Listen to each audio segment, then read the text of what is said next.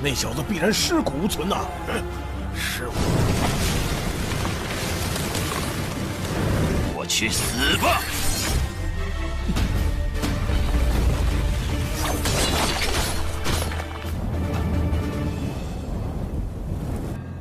师傅，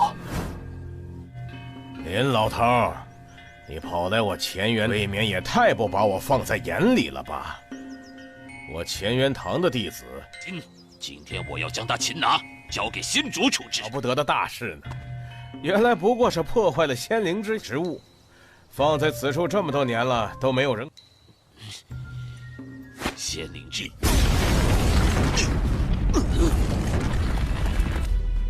Halo guys, kembali lagi bersama saya di Imza Movie. Gimana nih kabar kalian semua? Aku harap kalian dan keluarga kalian sedang baik-baik saja dan sehat selalu. Oke guys, dalam video kali ini aku akan membahas alur cerita Xingyun episode 152. Jadi bagi kalian guys yang masih belum menonton video sebelumnya, bisa lihat link yang ada di deskripsi ya guys. Oke, kalau begitu gak usah banyak basa-basi lagi, kita langsung ke pembahasannya. Cikibong.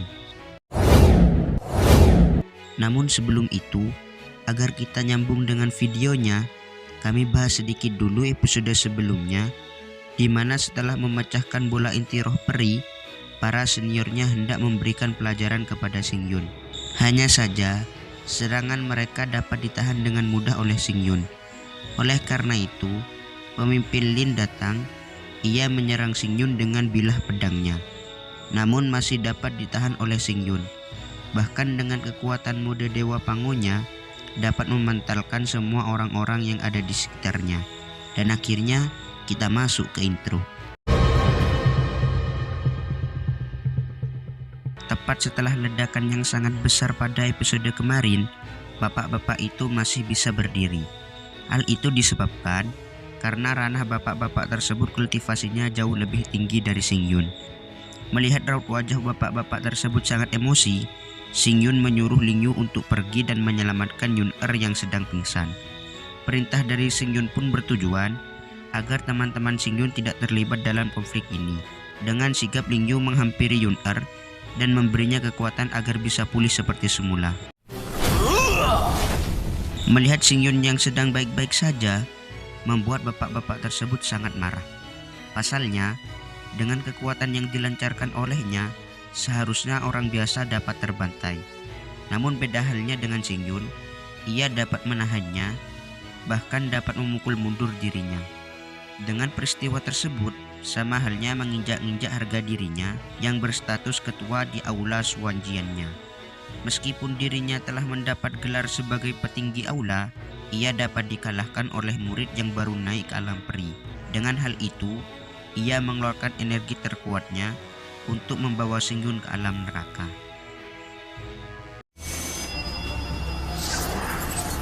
Ia meledakkan energi hijaunya dengan tujuan agar menyiutkan mental Xingyun. Benar saja, bukan hanya Xingyun, bahkan semua orang yang terkena energi yang sangat kuat tersebut kesulitan menahannya. Tanpa pikir panjang, bapak-bapak tersebut mengumpulkan semua energi yang ada di sekitarnya dengan tujuan mengeluarkan bilah pisaunya yang lebih banyak dan lebih tajam, yang mana senjata tersebut akan diarahkan kepada Xingyun agar Xingyun segera masuk ke dalam neraka, alias terbantai berkeping-keping.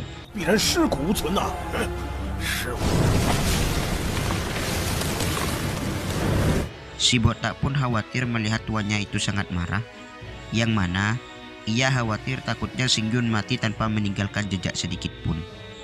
Jikalau hal itu terjadi, ia tidak akan memperoleh sedikit pun kekuatan dewa yang ada di tubuh Xingyun. Si jenggot yang juga ikut emosi dengan perbuatan Xingyun tidak mempermasalahkan jika Xingyun itu mati. Bahkan ia berharap Xingyun dapat terbunuh pada saat itu juga. Jika hal itu terjadi, maka dendam kepada Xingyun akan segera terlampiaskan. Xingyun pun ketar-ketir melihat kekuatan tersebut.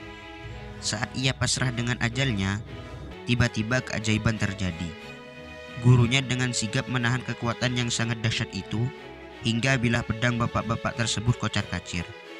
Xingyun pun sangat bahagia, karena pada situasi seperti ini, gurunya datang menghampirinya. Bapak-bapak tersebut heran, yang mana serangan terkuatnya tiba-tiba berantakan. Hanya saja, ia masih belum tahu siapa yang menolong Xingyun, karena arena di bawah sedang dipenuhi oleh debu ledakan. Tidak berselang lama, setelah debu ledakan itu memudar, ia mengetahui bahwa yang memblokir serangannya adalah guru Xingyun yang bernama Ketua Su. Oleh karena itu, kita mengetahui bahwa nama guru Xingyun ini adalah Ketua Su, dan bapak-bapak ini adalah Ketua Lin.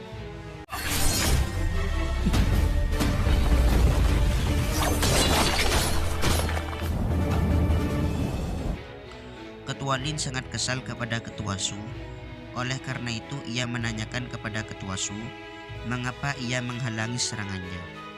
Ketua Su pun juga mengatakan bahwa itu sudah termasuk hal yang sangat wajar, karena setiap guru pasti akan melindungi murid-muridnya. Apalagi ia datang ke tempatnya tanpa ada sedikit pun menghormatinya. Ketua Lin tidak menghiraukan perkataan guru Su. Ia hanya tetap bersikeras ingin membunuh Xingyun. Mendengar perkataan itu, guru Su menegaskan kepadanya bahwa setiap apa yang diperbuat oleh muridnya, mereka tidak berhak menghukumnya. Namun Ketua Lin tetap menghukum Xingyun karena perbuatan yang sangat melampaui batas. Ia telah menghancurkan bola inti roh peri, sehingga ia akan menangkapnya dan melaporkannya kepada Ketua Sekte. Guru Su yang mendengarkan penjelasan Ketua Lin langsung tertawa, karena awalnya guru Su berpikir ada masalah yang sangat besar yang dilakukan oleh Xingyun. Namun ternyata itu hanyalah masalah sepele yang dibesar-besarkan oleh Ketua Lin. Dia pun memberitahukan kepada Ketua Lin bahwa bola inti roh peri itu memang benda yang tidak memiliki tuan. Bahkan ia saja selama bertahun-tahun berada di tempat ini sama sekali tidak menghiraukannya. Bahkan jika benda itu hancur, apa masalahnya dengan Ketua Lin? Ketua Lin yang sempat kebingungan menyampaikan alasannya bahwa bola inti roh peri itu adalah artefak kuno dari Gunung Xuanyu. Jika apabila artefak itu hancur, maka semua orang berhak menghukumi orang-orang yang telah menghancurkan bola inti roh peri itu. Mendengar alasan yang dilontarkan oleh Ketua Lin, Guru Su menjelaskan kembali bahwa bola inti roh peri itu adalah benda mati, sedangkan Xingyun adalah murid kebanggaannya. Maka jikalau ada yang ingin mengancamnya, ia harus minta izin terlebih dahulu kepadanya. Setelah ledakan tersebut, Ling Yang menghampiri Xingyun. Ia menanyakan kepada Xingyun mengenai kondisinya. Ia juga memberitahukan kepada Xingyun bahwa Yun Er datang untuk menemui Xingyun. Namun ia tidak menduga hal buruk terjadi kepadanya. Kemudian ia juga menanyakan kepada Xingyun apakah ia ingin memanggil para bawahannya untuk datang kepadanya. Xingyun pun tidak ingin mereka terlibat dengan hal ini. Ia hanya menyuruh kepada Ling Yang untuk menjaganya.